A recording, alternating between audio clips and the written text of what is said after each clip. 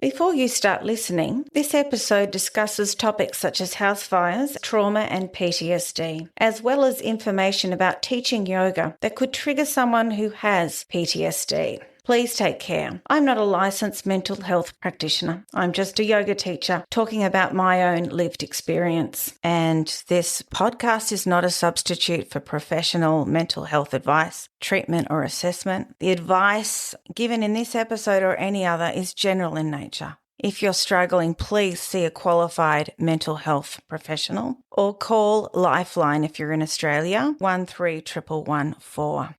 A yoga teacher lit up some incense and the smell reminded her of the eucalyptus trees burning, and she had a panic attack. There's no such thing as safe. And how can we trust that yoga teacher if they think we can be safe? The thought that went through my head was, when's the next fire?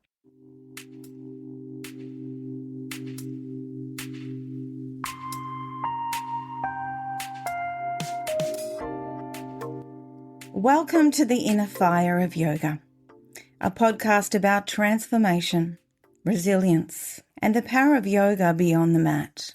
I'm Liz Albanis, senior yoga teacher and yoga therapist in training. This podcast was born in 2024 after I survived my second fire. Fire has been a recurring theme in my life, not just in the literal sense, but as a metaphor. It has asked me to burn away what no longer serves me, to transform and to rise stronger each time.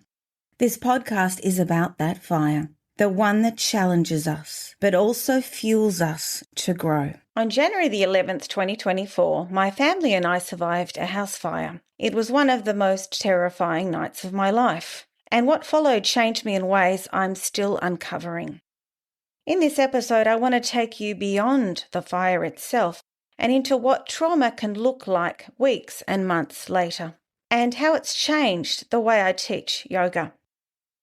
One of the wonderful things about having an experience such as the fire is the wisdom you gather. Just like when you have an injury and you're an instructor, you learn more about that part of the body and how it can potentially affect certain exercises, and you understand it better. This event obviously affected me a lot, and I'll go into that to help explain to people who haven't been through such a thing and wonder more about trauma, how it affects other people. Not that we're all the same, and also for yoga teachers, because it's an important part of teaching yoga. Not that we can know exactly what someone else is feeling, but it can give you that insight. Now, I want to begin with a quick orientation. I'm not a psychologist, I'm not a psychotherapist, I'm just a yoga teacher who's studying to become a yoga therapist, sharing from lived experience. Trauma impacts everyone differently, and we all go through experiences that are traumatic. But a lot of us don't develop what they call in the DSM-5 PTSD, post-traumatic stress disorder. So the Diagnostic and Statistical Manual of Mental Disorders, 5th edition, DSM-5-TR, the revision, is a manual licensed clinicians use to consider and diagnose mental health disorders. And it offers some guidance. And I'll put a link there in the show notes. So to receive a diagnosis of PTSD, you must have experienced a traumatic event called a stressor, such a situation where someone has experienced or witnessed a life-threatening event, and the symptoms continue for at least a month and significantly impact daily life. Symptoms fall into 4 groups: intrusive memories, avoidance behaviours, changes in mood or cognition, and physical reactivity.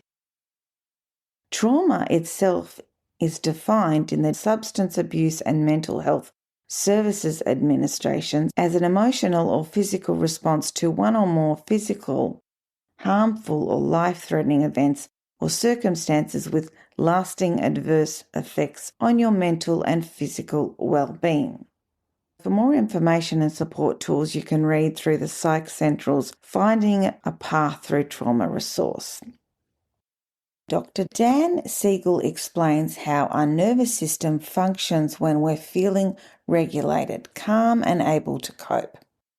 We're within our window of tolerance, as he calls it. We can think clearly, manage emotions and respond to life's challenges while feeling grounded. But when trauma occurs, or even when we're reminded, our nervous system is pushed outside that window and we get into either hyperarousal, feeling panicked, anxious, jumpy, or hypoarousal, shutting down, feeling numb. In yogic terms, hyperarousal would be rajasic, extremely rajasic as far as the gunas go with yogic psychology, and hypoarousal would be tamas, feeling tamasic. When a person has PTSD, especially when it's acute, my understanding of this is that window becomes smaller. So it's very easy for the person to become either hyperaroused or hypoaroused. As they begin to heal, that window becomes bigger. And this is what I experienced last year. The thought that went through my head was, when's the next fire? When's the next fire? When's the next fire? Repeating in my head. Where are the smoke alarms? I never used to notice smoke alarms before this.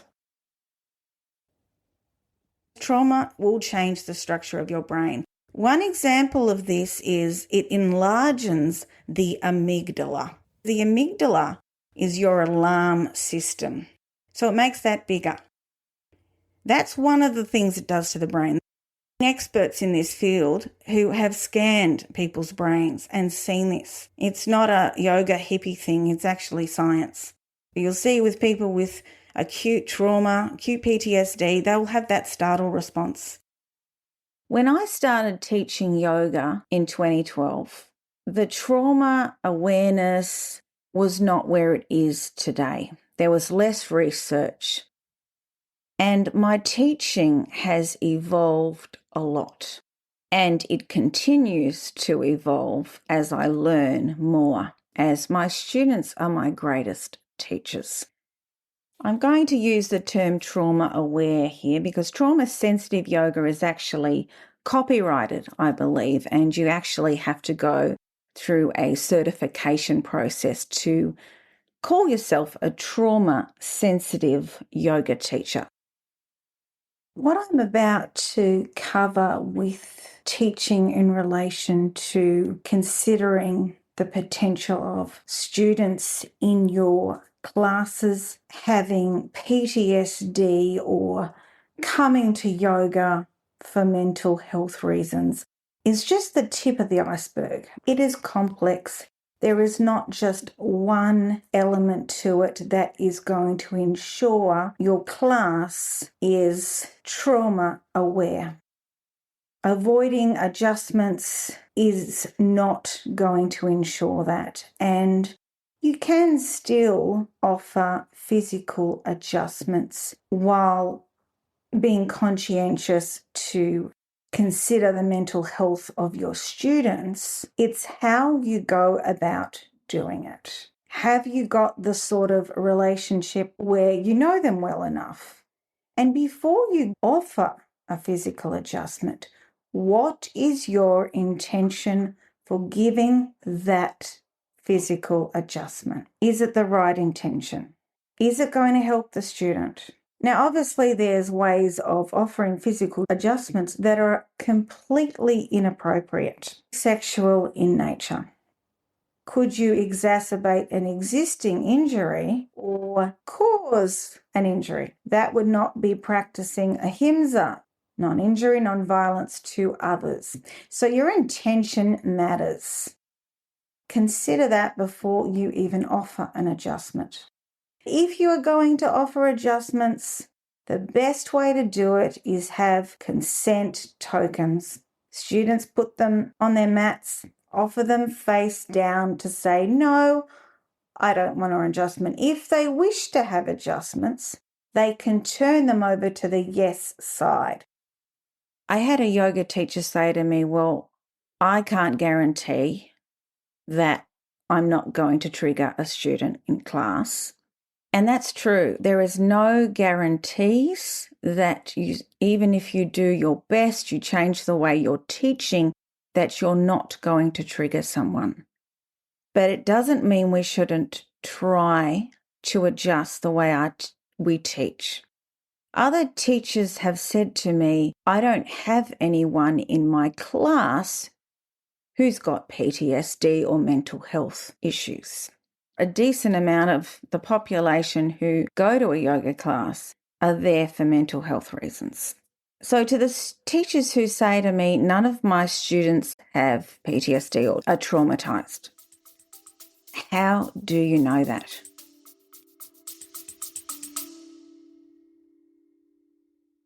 Ready to release stress, relax your mind and restore your energy?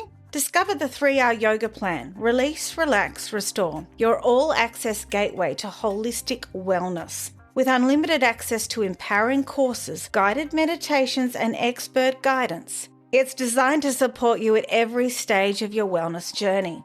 As a special thank you to my listeners, use the code WELLNESS50 at checkout to receive an exclusive discount. Don't wait to feel your best. Experience the transformation that comes with the 3R Yoga Plan. Your path to a healthier, more vibrant life starts now. Visit lizalbaniswellness.com.au/plan to get started. Most occasions, a student's not going to come up to you and say, I've got PTSD, please don't do this and that, I'll be triggered. Or I've come in here because I'm really anxious. They're not going to divulge a lot of that most of the time, especially if they've just met you.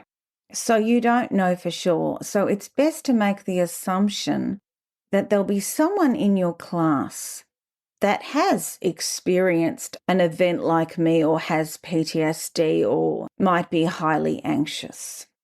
There are also yoga teachers that assume all yoga is trauma aware. Just because it's a yoga class, it's going to cater to their needs. Unfortunately, this is not correct. Yoga class could make it worse, it could trigger you, or you could have such a bad experience that you never go back. It's not necessarily going to be trauma aware. I have made many mistakes in my years of teaching. After last year, I started to think about certain things that aren't always known to be triggers. And the first one is candles. Now, I've worked at a studio where we had to light a candle in reception to set the ambience of the studio. I've also worked for studio owners who said no candles are allowed, it's a fire hazard, it damages the carpet. If you are going to use candles in your class and you are not the studio owner, there's a few things. Make sure the studio owner is happy for you to do so and that their landlord, their insurance covers them for this. But most importantly, advertise it. Make sure it's clear. There are some wonderful yoga practices that use candlelight, like Tratak meditation, gazing at the flame. I get that people want to use candles in classes. But advertise it, because if someone like me who really doesn't like candles or is not going to be able to relax in Shavasana sees it, they can go, you know what, this is not the class for me. So be clear there. They can opt out. Rather than them coming to the studio and seeing the candle and running out the door in embarrassment. Even LED candles. Some people could be so acutely traumatized that even fake candles could trigger them. So just bear that one in mind too.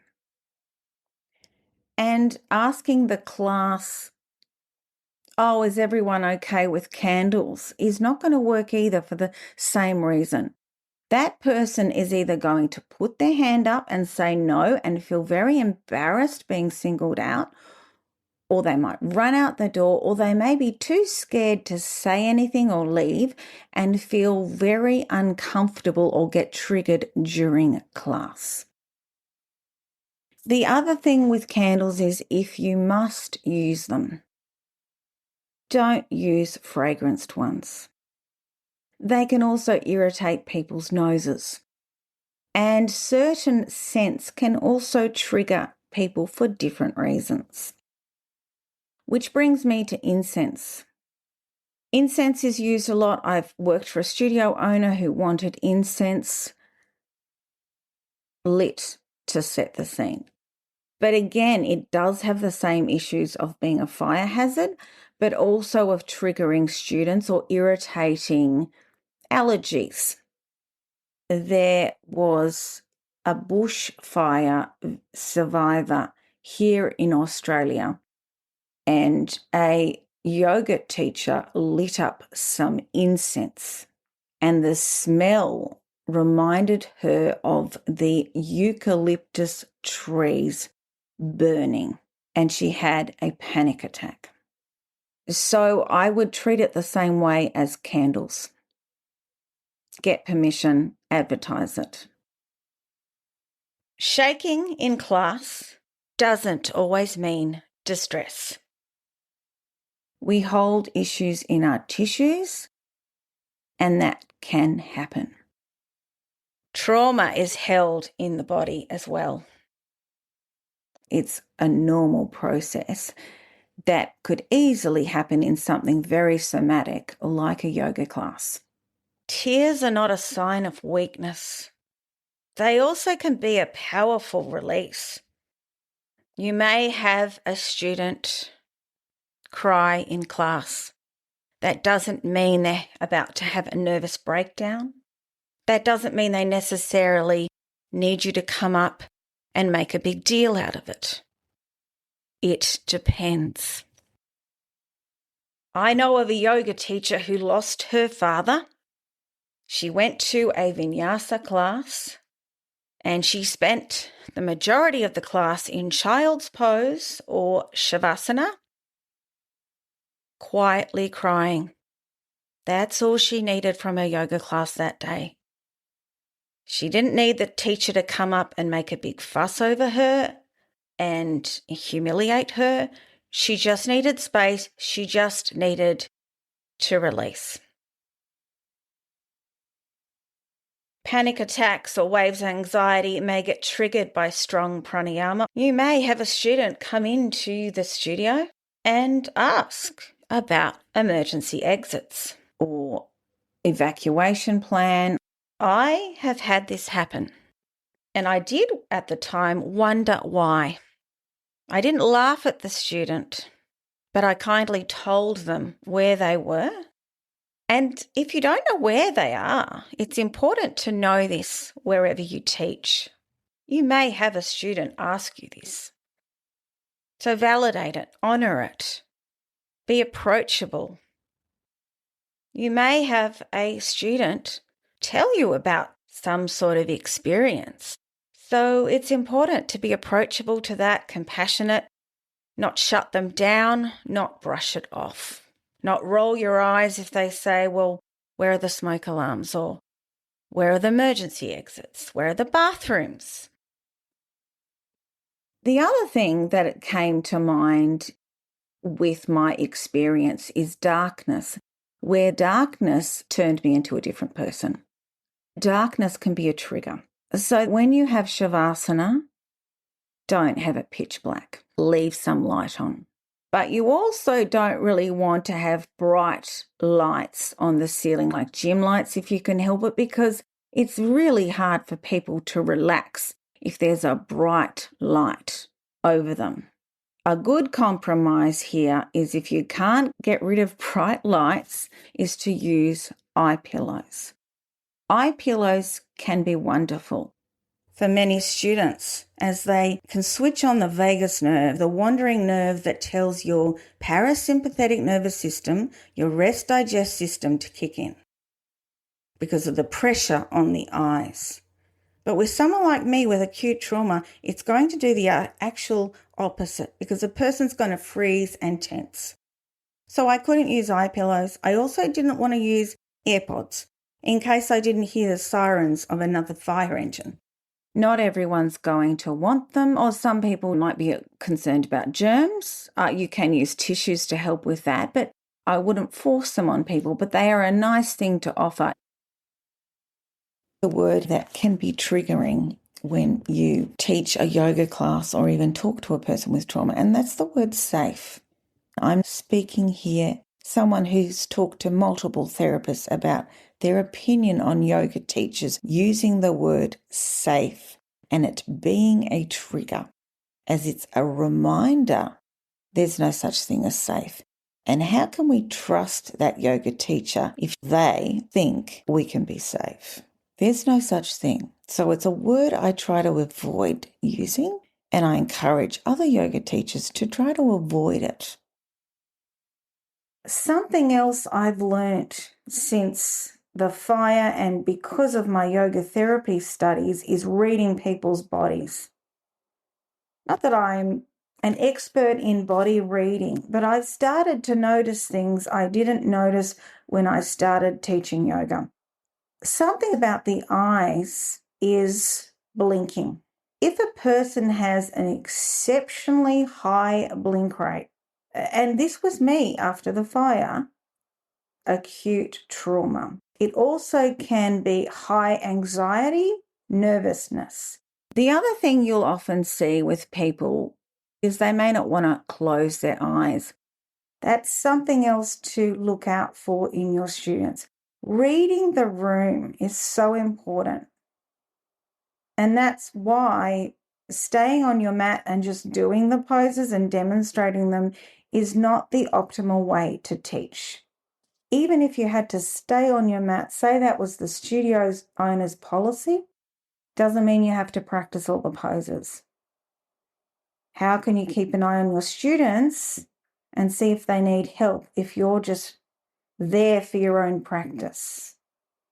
It is useful to learn to read the room. Teach people, not poses. Teach to what is in front of you. If you know someone and you think, wow, they're still not over this, or I went through this event, I felt fine. It's hard to put yourself in other people's position when you haven't even been through it yourself. So if you are listening to this and you haven't recovered from some sort of event that someone else has recovered from, that's okay. There is nothing wrong with you. We are all unique. There's been therapists, psychologists who have said they've interviewed people who've survived the same traumatic event. I think it was Bessel van der Kolk, actually. And their memory of it was completely different. So just know that we're all different. Some of us will be more affected than others. The worst thing we can do is humiliate a student or make them feel like there's something wrong with them and make them feel they're not welcome. Trauma isn't something to push through. It's often something to witness at a distance, to understand and to hold with care. Whether you're a student, a teacher, or someone still navigating wounds, may you feel supported. May you slow down enough to breathe, to journal, to rest, and honour your body's needs. Until next time, keep tending gently to your inner flame. Thank you for joining me on the podcast. I hope today's episode has left you feeling inspired and informed. and empowered to take meaningful steps towards your well-being. If there's a topic you'd like me to cover, or if you'd like to share your story, I'd love to hear from you. Just fill in the form on the podcast page of my website.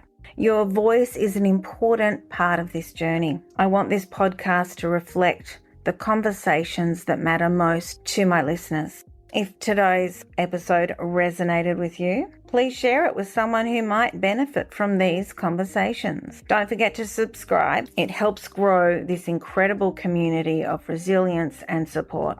Until next time, take care of yourself and never forget the power, the possibilities of a regular yoga practice. See you soon.